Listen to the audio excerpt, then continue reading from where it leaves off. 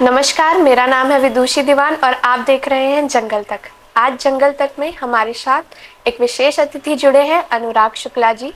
अनुराग Shukla ji profession से civil engineer हैं, पर वन्य प्राणियों में विशेष रुचि रखते हैं और साथ ही साथ 30 सालों से ये वन्य प्राणी संरक्षण के लिए काम कर रहे हैं। और इन्होंने एक बुक लिखी है, अचानक मार मेरा पहला दशक। तो सर, स्वागत है आपका हमारे चैनल में। Thank you. तो सर की बुक का शीर्षक है अचानक मार मेरा पहला दशक। इसी को लेके मेरा पहला सवाल है सर, कि आप 30 सालों से काम कर रहे हैं, तो क्या हमें बुक के और 2 भाग भी देखने को मिलेंगे? संभावना तो है, जी। क्योंकि अभी एक रिसर्च वर्क भी हमारा चल रहा है और बहुत प्रबल संभावना है कि हमें उसमें सफलता शीघ्र ही मिले।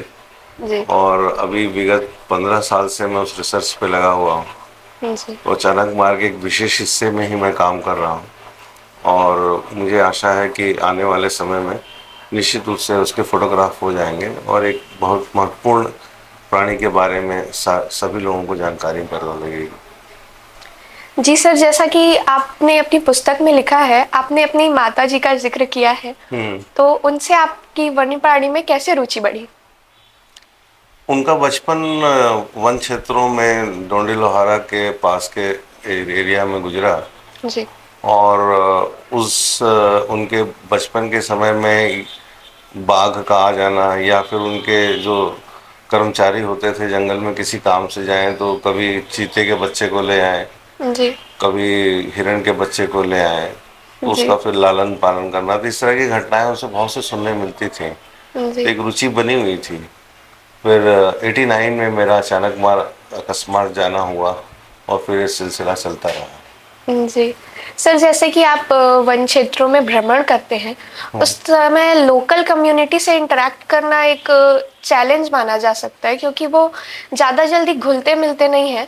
तो उनसे आपका संबंध कैसा था, उसके बारे में बताइए? क्या है, जब हम शुरुआती तौर पे जाने लगे तो हमें एक्सप्लोर करने की इच्छा थी और हम सारी रात सारा दिन पगडंडियों में और वन मार्गों में बाइक चलाया करते जी। और घूमते रहते थे। फिर कुछ अनियमितता होने पे की चीज़ें हमें सामने आई। कई बार आश्चर्य होता था कि जंगल में अचानक एकाएक गाय का झुंड क्यों है। ग्रामीणों से पूछने पर उन्होंने बताया कि ये तो दयान है और ये कैटल कैंप्स ओनर जो हैं ये आसपास के गांव के हैं और ये फ्री का चारा चराते हैं और उससे अपना जीवन यापन करते हैं, दूध वगैरह बेच के। तो इंटरेक्शन धीरे धीरे बढ़ता गया जी। और बहुत से गाँव में बहुत से लोग, अच्छे लोग जुड़ गए और उनके साथ फिर जंगल घूमना शुरू हुआ और उनके नज़रिए से देखना सीखना और फिर उनके साथ बहुत से आवाज़ों को सीखना, चाल को सीखना। पक्षियों की आवाज़ें हैं, जानवरों के चलन हैं, उनके मौसम के हिसाब से रंग बदलने का समय है। ये सारी चीज़ें ग्रामीणों से सीखने मिली हैं। जी। तो सर, जैसे कि हम जब भ्रमण पे होते हैं, हमारे लोकल कम्युनिटी के साथ हमारा शिकारियों से भी कई बार सामना होता है। तो आपका वो शिकारियों से सामना कैसा रहा, उसके बारे में बताइए? एक बार हम जंगल भ्रमण कर रहे थे। जी। हमारे 2 मित्र भी हमारे साथ थे। हम एक जल छिद्र पर छिप कर बैठे हुए थे, जानवरों को पानी पीने आएंगे तो देखने के लिए। इसी बीच हमें जोरों से पटाखे की आवाज़ आई। पटाखे की आवाज़ आने पे समझ में आया कि यहाँ ग्रामीण अंचल में लोग दिवाली के अलावा किसी समय पटाखे लाते नहीं हैं। तो उस दिशा में हम लोगों ने जाना शुरू किया। जब हम उस दिशा में बढ़े तो जो शहरी लोग थे, जो शिकारी थे, वो इनफैक्ट गन रखे हुए थे, उन्होंने गोलियां चलाई थी। और जब उन्होंने हमें देखा तो भागना शुरू किया और हमारे उनके पीछे की दूरी करीब 1 किलोमीटर रही होगी। हमने गाड़ी बंद की तब समझ में आया कि वो उस रास्ते में चल रहे हैं। हम चलते थे तो समझ नहीं आता, जंगलों में ऐसे बहुत से मार्ग एक दूसरे से जुड़ते हैं और धीरे धीरे धीरे वो वहाँ से जंगल से बाहर बाहर हो गए। फिर हम जब बैरियर पे पहुँचे तो हम लोगों ने शिकायत दर्ज की। तो ये पहली घटना थी। फिर जब इस शिकायत दर्ज करने से फ़ायदा ये हुआ कि कुछ अच्छे वन कर्मचारी जो थे, जो सच्चरित्र थे, और गांव के लोगों को पता लगा कि हम ऐसे लोगों को की रिपोर्ट करते हैं, तो कुछ खुल के कुछ गांव के लोग हमारे साथ जुड़ने लगे जी। और बहुत सारे हमारे इन्फॉर्मल नेटवर्क बनते चले गए। जिसका जी। लाभ वन विभाग को और वन प्राणी को काफी हुआ। तो सर जिस दशक से आप काम कर रहे हैं, वहाँ आपने अचानकमार वाइल्ड लाइफ सेंचुरी से उसको अचानकमार टाइगर रिजर्व बनते देखा है। तो उसमें प्रबंधन में क्या बदलाव आए हैं? देखिए, ये हमारी संस्था का गठन नेचर क्लब का हम लोगों ने 93 में किया। उसका उद्देश्य ही था कि अचानक मार को राष्ट्रीय उद्यान या फिर बाग परियोजना में जोड़ा जाए, जोड़ने के लिए प्रयास किया जाए। जो केंद्र शासन की योजना है संरक्षण के लिए, वन प्राणियों के लिए, उसमें सर्वाधिक संरक्षण जो होता है वन्य वन्य प्राणियों का राष्ट्रीय उद्यान में होता है। उसमें बहुत सारी धाराएं और नियम ऐसे हैं जो बहुत ज़्यादा प्रोटेक्टिव हैं वाइल्ड लाइफ के लिए। परंतु जो बाघ परियोजना है या टाइगर रिजर्व है, इसमें उससे कुछ हद तक कमतर है। इसमें जो कोर एरिया होता है उसी में संरक्षण की सारे नियम लागू होते हैं। जो सबसे बड़ा लाभ है टाइगर रिजर्व हो जाने से, उसका जो प्रबंधन है अब एक दो वन सेवा के अधिकारी जो हैं, भारतीय वन सेवा के अधिकारी करते हैं। एक फील्ड डायरेक्टर होते हैं जो सीनियर आईएफएस होते हैं, एक डिप्टी डायरेक्टर होते हैं जो डीएफओ स्तर के होते हैं। इसके अलावा उन लोगों ने जो अचानक मार के जो 3 रेंज थे उसको उन्होंने 4 रेंज में कन्वर्ट किया। जी। उसमें जो एक एसडीओ रैंक होता था वो 2 हो गया, बफर का एसडीओ अलग हो गया, कोर का अलग हो गया, 4 रेंज ऑफिसर हो गए, बफर के रेंज अलग हो गए। तो इस तरीके से अपने आप एडमिनिस्ट्रेशन चुस्त दुरुस्त हो गया। अनंतमार और अमरकंटक एक बायोस्फीयर भी है जो छत्तीसगढ़ का इकलौता बायोस्फीयर है। इसमें सर बायोडायवर्सिटी के संरक्षण की क्या स्थिति है? क्या है, केंद्र शासन ने सबसे पहले सेंट्रल इंडिया में पचमढ़ी बायोस्फीयर रिजर्व बनाया। जी। छत्तीसगढ़ में 3 बायोस्फीयर रिजर्व प्रस्तावित थे। उसमें एक सबसे पहला कोरबा जिले का जो लेमरू वन परिक्षेत्र है उसका बायोस्फीयर रिजर्व के नाम प्रस्तावित है।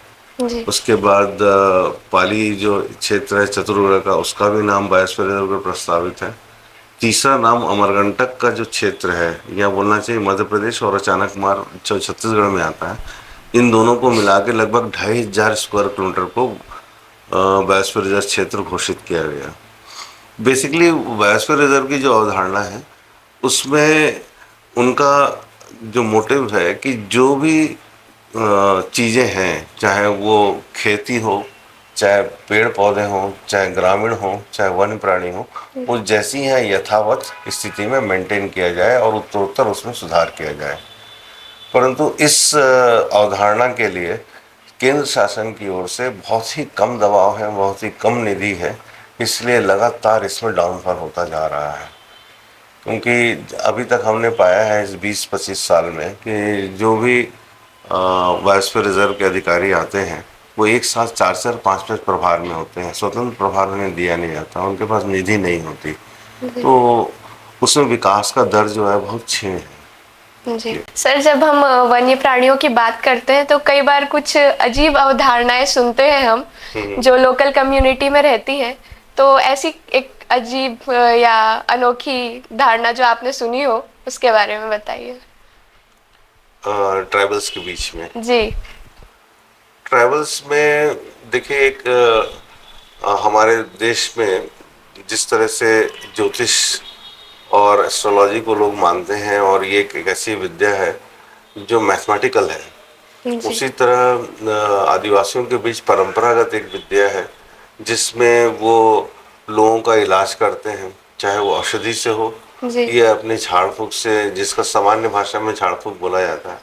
उसी तरह उनके पास पूर्वजों से ऐसी विधियां हैं जिसमें अपने आप को वन्य प्राणियों से या फिर दुर्भावना के लोगों से अपनी सुरक्षा करते हैं, जिसको आम तौर पे आप बोल सकते हैं कि उन लोगों ने किसी व्यक्ति को या किसी आदमखोर जानवर को बांध दिया और उस मंत्र से या मंत्रोच्चार से वो निश्चित रूप से उनके पास ऐसी शक्तियां हैं जिससे वो वन प्राणियों को और किसी भी व्यक्ति को किसी एक स्थान पर कुछ निश्चित समय के लिए रोक सकते हैं। इसका मैं खुद जो है साक्षी हूँ और मैंने ऐसी स्थितियाँ पाई हैं। अभी भी अचानकमार क्षेत्र में या फिर बस्तर के क्षेत्र में, मध्य भारत में ये बहुत से ऐसी दुर्लभ प्रजातियां हैं जिनका अभी तक खोज हुआ नहीं है। जी। इनको डिस्कवर करना बहुत ज़रूरी है, क्योंकि जिस दर से जंगलों में अतिक्रमण हो रहा है और जिस दर से आदिवासियों को प्रलोभन दिया जा रहा है, तो यदि इसे रोका नहीं गया या संरक्षित क्षेत्रों को और नहीं बढ़ाया गया तो शीघ्र ही पतन निश्चित है। और जहाँ तक आप मेरे बुक्स के चैप्टर की बात कर रही हैं, तो इसमें अनोखा तो नहीं बोलना चाहिए, परंतु बहुत ही दुखद एक घटना का मैंने जिक्र किया है, जिसमें एक दहिहान वाले ने या कैटल कैंप ओनर ने एक बाघ का शिकार किया। वो बहुत ही दर्दनाक घटना थी। जी। और एक से मैंने 2-3 घटनाओं का जिक्र किया है, परंतु यह सिलसिला मेरे 30 साल के जंगल जीवन में कम से कम 8-10 बार से ज़्यादा हो चुका है, जो प्रकाश में आया है और ये अनवरत जारी है। इसके लिए निश्चित रूप से शासन को, पर्यटकों को और बढ़ावा देना चाहिए, जिससे वहाँ पे इस तरह विसंगतियाँ जो हैं पर्यटकों के निरीक्षण में आए और लोग बाहर हों और उसका संरक्षण और तेज़ी से बढ़े। तो सर, आपकी बुक में मुझे एक पार्ट बहुत रोचक लगा जिसमें आपने सफेद बाघ का उल्लेख किया है, तो उसके बारे में थोड़ा बताइए व्यूअर्स को। सफ़ेद बाघ मैं जहाँ तक अपने अनुभव से बोल सकता हूँ कि कोई ज़रूरी नहीं है कि वो रीवा के महाराजा ने पकड़ा जिस भी वनों से, वो वहीं है। निश्चित रूप से वो अचानक मार के अलावा कान्हा में भी हो सकता है, मैनपुर के जंगलों में भी, गरियाबंद के जंगलों में, बस्तर में, इट कैन बी एनीवेयर, क्योंकि ये कोई ऐसा विशेष अलग प्रजाति नहीं है, एल्बिनो है। तो अचानक मार में मेरे एक जंगल गाइड है, उन्होंने अपने युवा अवस्था में उसे देखा था। अचानक मार के पास एक गांव स्थापित हो चुका है जल्दा, उसके बीच में। और इसके अलावा क्या हुआ कि 96 में अचानक मार में एक साल के वृक्षों में एक प्रकोप आया, साल बोरर कीड़े का। तो जी। उस कीड़े के प्रकोप से साल के वृक्ष स्वतः मरने लगते हैं। वो दर्जनों की संख्या में वो कीड़े लगते हैं और वृक्ष के पीड़ में छेद करते जाते हैं। करीब करीब आधा इंच डाया का छेद होता है और उसके बुरादे गिरते हैं और वृक्ष मरता है। तो उसके इंस्पेक्शन में कंजर्वेटर ने हमें भेजा था बॉर्डर में, मध्य प्रदेश मंडला जिले के बॉर्डर में अचानक मारो। तो हम उसके निरीक्षण में जब सुबह चल रहे थे, तो वहाँ का जो चौकीदार था उसने हमें सफ़ेद बाघ के बारे में बताया कि इस क्षेत्र में हमें सफ़ेद बाघ की उपस्थिति दर्ज हो रही है। हम भाग्यशाली थे कि सुबह चलते हुए अर्ली मॉर्निंग में हमें कुछ फुटप्रिंट्स भी हम साथ साथ निरीक्षण के दौरान देखते चल रहे थे। तो उसने हमें 3-4 स्थानों पे सफ़ेद बाघ के बाल हमें दिखे, उठाकर दिखाया कि ये उसकी चाल है और उसके ये अवशेष हैं जो यहाँ गिरे हुए हैं। और आप यदि रात में या कभी जल छिद्र में आप यदि आराम से बैठें तो निश्चित रूप से उसकी साइटिंग की संभावना है। जी। थैंक यू सर, आपका वैल्यूएबल टाइम देने के लिए, और ऐसे ही हमें सपोर्ट करते रहें और जंगल तक के साथ बने रहें। धन्यवाद। Thank you.